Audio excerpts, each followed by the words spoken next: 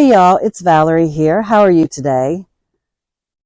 I am going to walk out to my greenhouse and do my annual heat test. I like to pick a day that I know is going to be a really cold day, and most likely this is going to be our coldest night for the rest of the year. There is a chance we would have a crazy weather pattern and it would get colder, but that's unlikely at this point. So what I like to do is go to my greenhouse before any plants are in it and just do a heating test and make sure my thermostat's working, my heater's working, and just to see what the bottom temperature bottoms out at when it's at its coldest. So let's walk over here and do that. The sun is shining, so it is saying it is 41 degrees in here. I have a thermometer. Let's see. Can you see that? 41 degrees. Which is 5 Celsius. My weather app is saying it is 18 degrees right now with a real feel of 15. And according to this, we're supposed to get down to 1 tonight. With that being said, what I'm going to do is set up my heater. I have one of these oil heaters, and from all the research I've done, this is the most cost effective. I don't know if I said this, but the reason it's 43 in here is because it's packed with snow, which gives insulation, like the roof is packed with snow. And also the sun's shining pretty bright today. Otherwise, it would be much colder. At nighttime, my greenhouse is usually about 3 or 4 degrees cooler, or 3 or 4 degrees warmer than it is outside. That's unheated. So, let me see if I can find my thingies. I have this thermostat that I plug in, and I plug this into my outlet. My thermostat that I showed you has this little end that gauges the temperature. And I like to set it all the way down there at the end of my greenhouse, so it's the furthest away from my heater, because of course it's going to be warmer near the heater, and I want it to kick on whenever the back part's coldest and kick off whenever the back part is warmest. If I had the thermostat by my heater, it would kick on and off, and the back part of my greenhouse would still be really cold. So I plug this in, and I string it across to the back part of my greenhouse.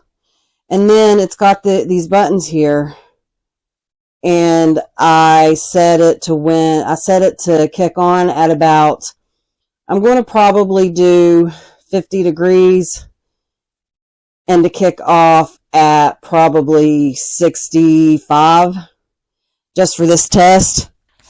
What I'm wanting to test is, whenever it's 1 degree tonight and there's no sun shining, is it going to hold enough heat that if I had plants out here, they wouldn't die? And also, it's just a way to make sure that my heater's still working, my thermostat's still working, and everything still is going as planned. I do keep this little buddy heater in here, so that way if the electric goes off, then I can heat it with propane once my seedlings are out here. I do have the 20-pound tank adapter, so I'm able to just leave a tank out here by my greenhouse door, and then if for some reason the electric goes out, then I've got backup heating, but I only use that in emergencies. So let me go ahead and get everything plugged in and get the heat going.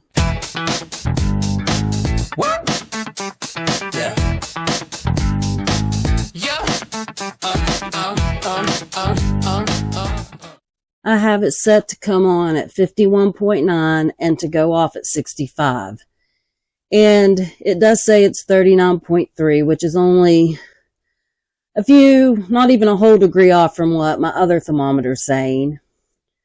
But it's also at the very back of the greenhouse, and the temperature can be slightly different depending on where the temperature is being taken. And it's close enough that I feel comfortable that it is fairly close to accurate. And since it is cooler, it's 39 and I have it set to go off at 51, it should come on. I set it to max.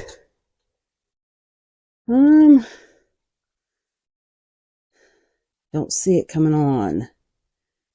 Maybe it is on and I just can't tell. Oh yeah, it's on. You just can't.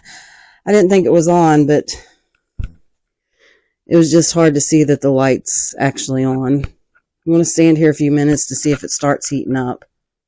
So it looks like my heater is working. It's getting hot. I can feel it already.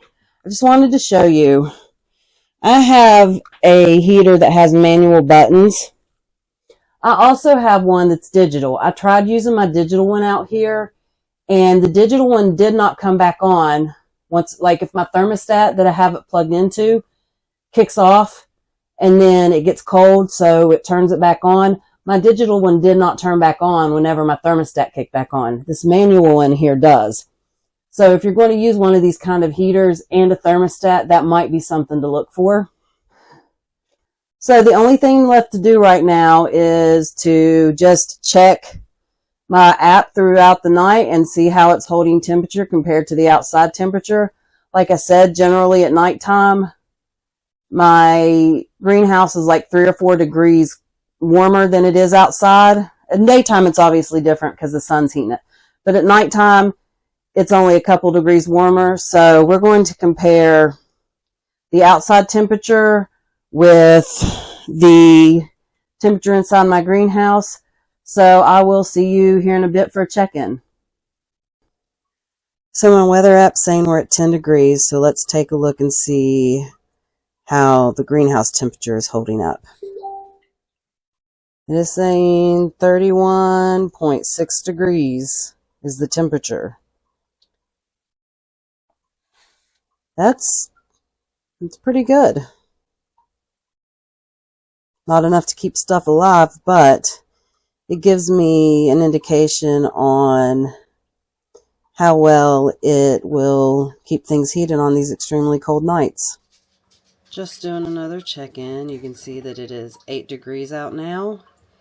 So let's see how my greenhouse is holding up. It's down to 27 out there. So I would say in general it's staying approximately 20 degrees warmer inside of my greenhouse than it is on the outside. So it is 0 degrees right now, and this will be the last test of the night. It's 23.7 right now in my greenhouse, which, like I said, is, well, it's 23, almost 24 degrees warmer in my greenhouse than it is outside.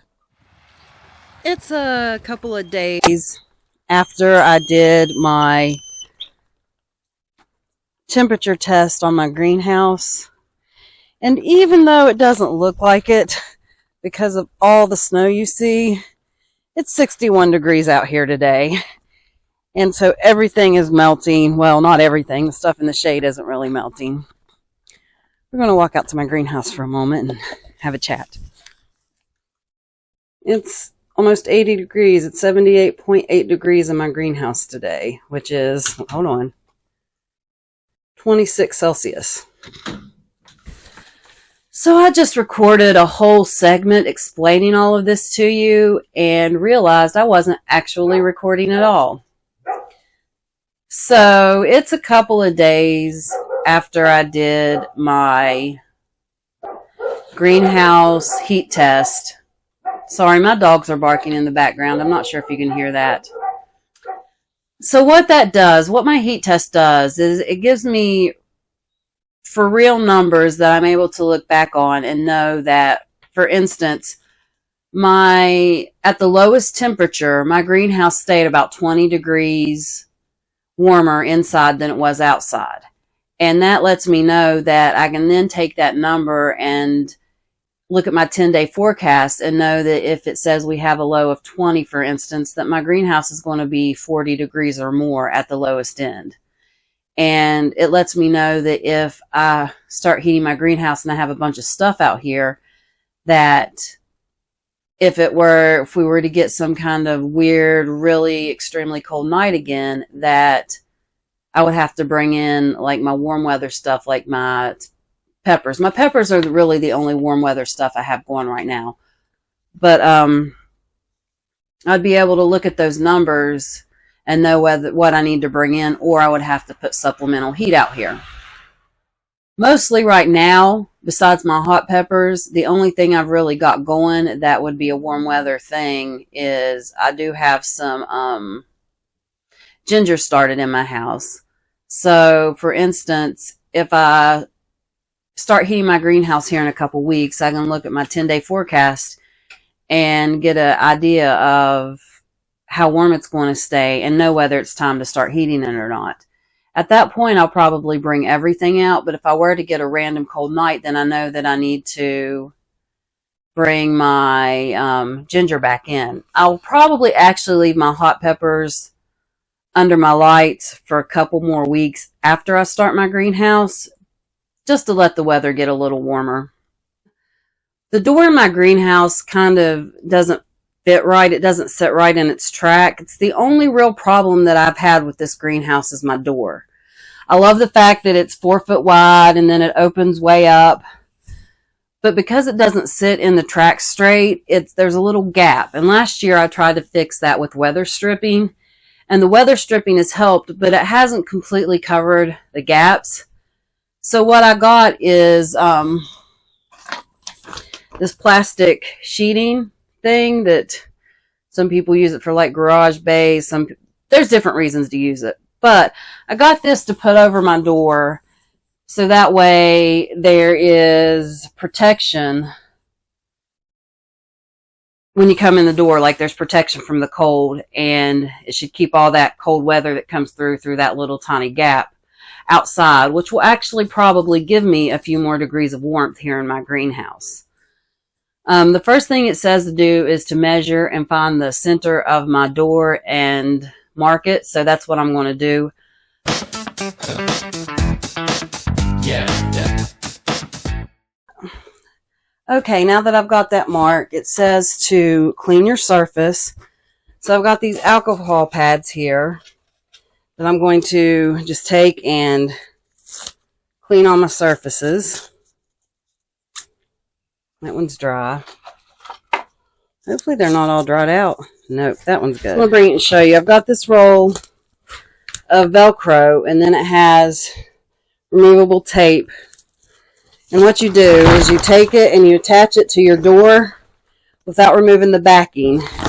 And then once I get that done, I'll show you what the next part is. You might not see me for this because this is going to be down here on the ground. But just know I'm just attaching this to the door itself. Alright. So here is the Velcro attached to the other Velcro. And now what I do is I take this where the flap is and I put it where I mark the center of my door. And like I said, since it's not square, I'm going to have to kind of finagle it a little bit to get it to fit. But what you do is you peel off the backing, that white backing there, and expose the sticky. Go ahead and do that. See when I'm paper, make no mistake. I disintegrate hate for the sake of leaving great stories in my way. Never mind, there's a one time and climb finds while lines define signs of the times. Never mind, there's a one time and try wine like refined gales and guys with style. Never mind, never one time and find final rhymes outlined. Alright, so there you have it. If you have weird shaped ceilings like I do, I would suggest you do this top area first Leave the corners flapped. Do your sides. And then once your sides are attached, then do that top part. Now, I feel like this is going to give me a lot more protection from the gap in my doors, and it's just held closed by a magnet. So you can just walk in and out. And once it gets hot, I can just literally undo the Velcro. I might have some sticking. You just undo the Velcro and take the whole plastic part down, leaving the Velcro tape. And there are tiebacks for it, so if it's warm enough that I need it open for the day, but not at night, I can literally just flap it open. I really think this is going to give me a lot of protection from those gaps that were in the top and the bottom of my door frame. And it should help me hang on to a little more heat once I start heating it. This is not a perfect solution, but it is a good solution. I've tried looking for replacement doors, and I found a bunch of replacement parts. But as of now, I haven't found any real, door replacements. I can tell you, just having it closed while I'm sitting in here, it's getting hot real quick, so I can imagine that it would work well to keep the heat in. It's definitely keeping the cool air out at the moment, so I can imagine that it'll definitely help keep the hot air in when it's time. It was easy, but it was also a little bit harder than I thought it was going to be, and I had to make some adjustments, and I was just kind of learning on the fly. One last thing I want to do now that I've got my door taken care of is I want to walk down here to my pile of soil and see if it's melted enough for me to grab a few bags and stick them in my greenhouse.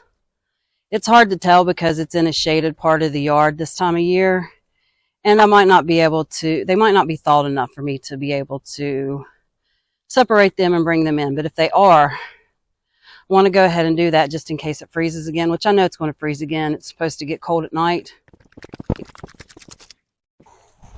All right, I am not sure. It is thawing. Oh, it's still frozen solid, so.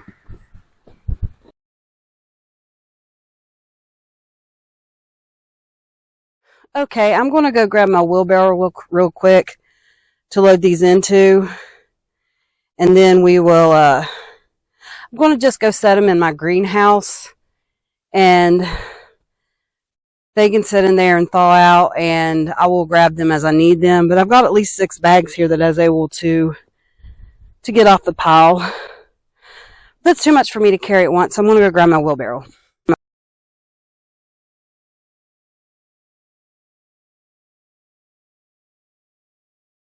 I'm just going to bring them in here and set them on the shelf in my greenhouse so they're available to me as I pot things up and as I start seeds. Because during that freeze, there was a couple of things I needed to pot up, and I didn't have the soil to do it. I found a bag that I didn't know I had stashed, but had it not been for that, I wouldn't have been able to pot up all those pansies I just potted up, I want to say a week ago now. And so I'm going to put these in here and stack them on this shelf so they can thaw. And so if it does freeze again, because that whole pile freezes together when it's frozen. So that way, if it does freeze again, they're available to me, and all I got to do is come out and grab one. Impressively successful. If success is measured in hours, like a power ballad on whiskey sours, dressed in flowers like Austin Powers, wildflower child flossing while tossing coffee on top of my bosses. Me daughter while he's watching, tuck my thumbs in my cummerbund and hit him with the finger guns, numb to a dumb bumbling son of a gun, fronting in front of someone he's humping. Who's in charge when I'm barging in with the winning grin, tipping my back to him and dipping when the shit begins to hit the fan. No plan but to land on my feet. I had to carry those bags in one at a time, because my greenhouse doors won't open all the way due to the snow and ice that is still on the front of my greenhouse deck. So it's blocking the doors from opening wide, so I can only fit myself and maybe 1 to 2 bags at a time. Thank you guys so much for hanging out with me today. I truly appreciate every moment of your time you spend with me. I will see you next time. Bye.